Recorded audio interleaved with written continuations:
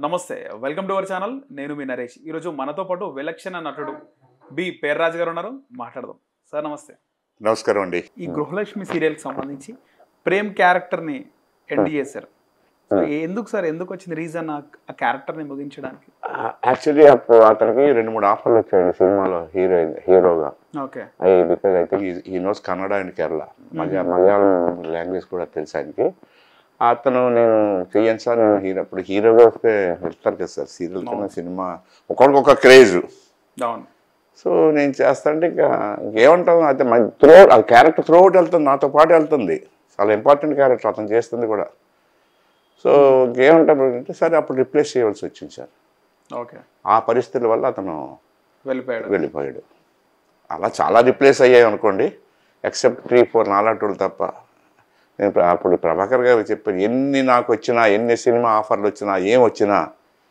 ఈ సీరియల్ మాత్రం నేను వదలను అని నాకు చెప్పే నేను దిగాను ఇక్కడ ఆ సీరియల్కి నేను వదలలేదు నాకు చాలా ఆఫర్స్ వచ్చాయి నిజం చెప్తున్నాను నేను చేయలేదు సార్ డేట్లు సెట్ అయితే చేస్తాను డేట్లు సెట్ అదే సేమ్ డేట్స్ వచ్చాయి క్లాష్ వచ్చాయి చేయలేకపోయాను నేను ఓకే అది sir that is my nature తర్వాత గృహలక్ష్మి సీరియల్లో నుంచి మీరు అన్నట్టు కస్తూరి శంకర్ గారిని తులసి క్యారెక్టర్ని కూడా తీసివేయాలనుకున్నారంట నిజమేనా అది నాకు తెలియదు సార్ నిజంగా నాకు తెలియదు తీసేద్దాం ఆ క్యారెక్టర్ని గృహలక్ష్మిలో నుంచి అది ఎలా తీసేస్తారు ఎందుకంటే త్రూ అవుట్ వెళ్తుంది నాకు కోడలుగా చేస్తుంది ఓకే ఆమెను తప్పిద్దామని తులసి క్యారెక్టర్ నుంచి ఆమెను తప్పించి వేరే వాళ్ళని పెడదామని ఆలోచన కూడా డైరెక్ట్ అది యాక్చువల్గా నాకు తెలియదు నా దీంట్లో నాకు తెలియదు ఎంతవరకు ఏం చేద్దంటే మనకు తెలియని విషయం నాకు నిజంగా తెలియదు ఎందుకు తీసేద్దాం అనుకున్నారు ఏమిటో కూడా నాకు తెలియదు బట్ అటువంటిది జరగలేదు సార్ నాకు తెలిసిన మట్టుకి ఎందుకంటే అది ఎస్టాబ్లిష్ అయిపోయిన క్యారెక్టర్ ఇప్పుడు ఆవిడది నాది ఎస్టాబ్లిష్ అయిపోయింది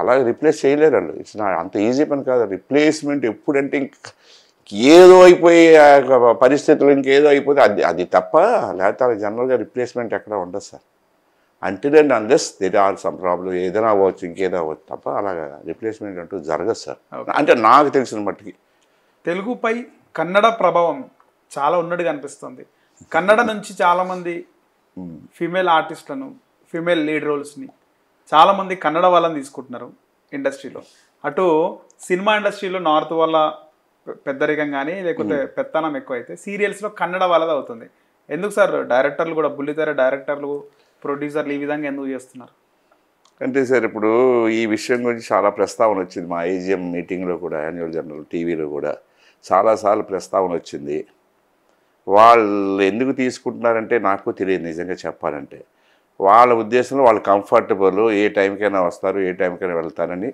అనుకున్నారు నాకు తెలిసిన మట్టి తెలుగు వాళ్ళు అట్లా ఉండరా అది నాకు తెలియదు మరి వాళ్ళు తీసుకుంటే ఏ సీరియల్ చూడండి మీకు 90% కన్నడలో ఉంటారు చూడండి ఫీమేల్ 90% నాకు చూడండి ఏ సీరియల్ చూడండి అంత అవే పేర్లు ఉంటాయి మీకు అది వాళ్ళ ఇష్టం అంతే శోభా శెట్టి ఇంకేదో ఉంది నా పేరు గుర్తులేమనుకోండి అందరూ ఆడే ఉన్నారు ఈ ప్రస్తావన చాలాసార్లు హెగ్డే ఉన్నారు ప్రొడ్యూసర్ ఇష్టం సార్ ప్రొడ్యూసర్ ఛానల్ వాళ్ళే బాగా చేస్తారు అనుకుని ఉన్నారేమో మరి సార్ వాళ్ళని సెలెక్ట్ చేస్తున్నారు ఇప్పుడు వచ్చి కొత్త సీరియల్స్ వచ్చాయి 4-5 మీరు చూడండి అందరూ వాళ్ళే ఉన్నారు మొత్తం తెలుగు వాళ్ళు వస్తారు కదా వస్తారు కానీ అంత టాలెంట్ ఉన్న వాళ్ళు లేరని కొంతమంది అంటారు పర్టికులర్ క్యారెక్టర్ వాళ్ళే సూట్ అవుతారని ఇవన్నీ నేను విన్నవి నాకు తెలియదు నిజంగా వాళ్ళు అనుకునేవే నాకు తెలియదు నిజంగా ఎందుకంటే నేను వస్తే నా సీరియల్ నా పక్కన ఎవరు చేస్తున్నా డైలాగ్ చూసుకొని నా వెళ్ళిపోవడం అయిపోయిన తర్వాత చూసుకొని అంతవరకు ఎవరు వచ్చారా ఏమైందా మనకి అన్నీ తెలియదు కదా సార్ ఇప్పుడు వాళ్ళ ఛానల్ వాళ్ళు ఇస్తాం ప్రొడ్యూసర్ ఇస్తాం వీళ్ళు బాగుంటారు ఈ క్యారెక్టర్ ఇప్పుడు నేను మౌన పోరాటంలో చేస్తున్నాను మరి నేనే బాగుంటానని చెప్పారుగా మన కేవీఎస్ఆర్కే ప్రసాద్ గారు జిఎం గారు ఈయన చేస్తే బాగుంటారు అన్నారుగా మరి నేను అక్కడ వాడిని కాదు ఇక్కడ వాడినిగా అయితే ఢిల్లీ నుంచి వచ్చాను అనుకోండి వేరే విషయం అది మీరు తెలుగు వాడిని మీరు ఢిల్లీ నుంచి వచ్చారు మీకు ఎందుకు ఇచ్చారు మీరు అనొచ్చు అంతే కదా కానీ మీరు ట్రైల్లో ఉన్నారు కదా సార్ అప్పటి నుంచి కూడా మీకు ఆసక్తి ఉంది ఇంట్రెస్ట్ ఉంది నటించాలనే కోరికతో పాటు అవకాశాన్ని మీరు కల్పించుకున్నారు అవును సార్ అవును అంతే కదా సార్ అంతే సో ఈ విషయం కాకుండా కన్నడ వాళ్ళ కోసం అంటే వాళ్ళే బాగా యాక్ట్ చేస్తారు అనే విధంగా డైరెక్టర్లు అనుకుంటారు సహజంగా గ్లామర్ పరంగా తెలుగు వాళ్ళకంటే బాగుంటారనా అని ఒక టాక్ ఉంది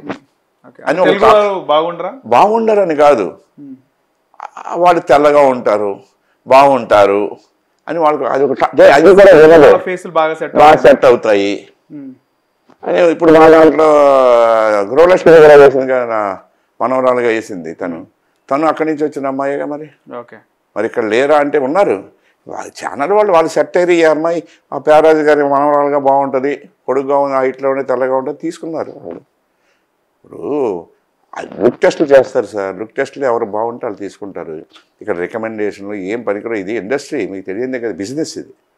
వీళ్ళు పెడితే బాగుంటుంది, మార్కెటింగ్ యాడ్స్ వస్తాయి, మనకు డబ్బులు వస్తాయని వాళ్ళకి కదా. సినిమా మీకు తెలుసు కాదు, ఓకే అంతే.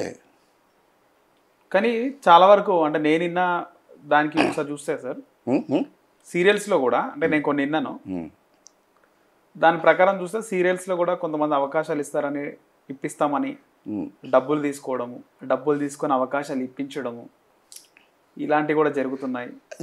నేను విన్నాను మీకు అవకాశాలు ఇస్తామండి వచ్చేయండి. ఇంకా అలాంటి కొనసాగుతున్నాయి సార్, కొనసాగినా కూడా కుదరదు. Total out and out channel వాళ్ళు స్క్రీన్ టెస్ట్ చేస్తారు. అది నేనైనా ఎవరైనా కూడా స్క్రీన్ టెస్ట్ చేసి ఈ క్యారెక్టర్ సూట్ అవుతారు అంటేనే వాళ్ళు పెట్టుకుంటారు సార్. ఎవ్వరి హ్యాండ్ లేదు, నేను ఇస్తాను నేను చేస్తాను ఎవ్వరి చేతిలో ఏం లేదు. చిన్న క్యారెక్టర్లు ఏమంటే ఇవ్వచ్చు, ఏ డాక్టరో, కంపౌండరో, నర్సో, ఏ మేనేజరు, ఆఫీసు, ఇవి ఉంటాయి కదా, అవి పెద్ద అక్కడ దాకా హై లెవెల్ దాకా వెళ్ళక్కర్లేదు క్యారెక్టర్. ఇవన్నీ వన్ డే క్యారెక్టర్లు కదా, దానికి ఇప్పించవచ్చు, అది ఎవరైనా ఇప్పించదు, దానికి ఏంటది. పెద్ద క్యారెక్టర్ త్రూఅవుట్ వెళ్తారు, 6-7 క్యారెక్టర్లు వెళ్తాయి సార్ వేసే. అవి మాత్రం ఎవరి చేతుల్లో లేదు, ఛానల్ వాళ్ళు సెలెక్ట్ చేస్తారు, లుక్ టెస్ట్ పెట్టి ఆడిషన్స్ తీసుకొని ఈ క్యారెక్టర్కి సూట్ అవుతాడు అన్నప్పుడు తీసుకుంటాం. ఓకే. సో మీరు దాదాపు ఈ సీరియల్స్లో ఎన్ని ఇయర్స్ నుంచి ఉన్నారు సార్? 10 to 11 years అయింది సార్. 10 to 11 years. సో ఇప్పటి వరకు అవకాశాలు రావాలంటే చాలామంది చెప్పిన మాటే, అంటే ముఖ్యంగా ఫీమేల్ క్యారెక్టర్స్, ఫీమేల్స్ అమ్మాయిలు కానీ లేకపోతే ఆడవాళ్ళు కానీ క్యారెక్టర్లు రావాలంటే కమిట్మెంట్ డైరెక్టర్లు లేదా కింద మేనేజర్లు ఖచ్చితంగా తీసుకుంటారు, అడుగుతారు.